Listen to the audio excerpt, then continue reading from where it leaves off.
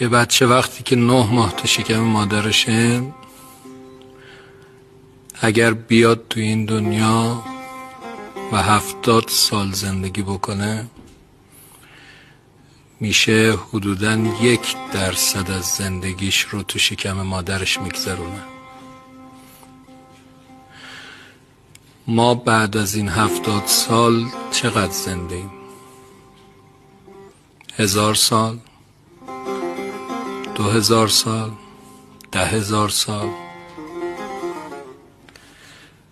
حالا با توجه به این که ما بعد از این دنیا خیلی تا ابدیت زنده ایم، چند درصد از زندگیمون رو اینجاییم؟ هر عددی جلوی بی نهایت میشه 0.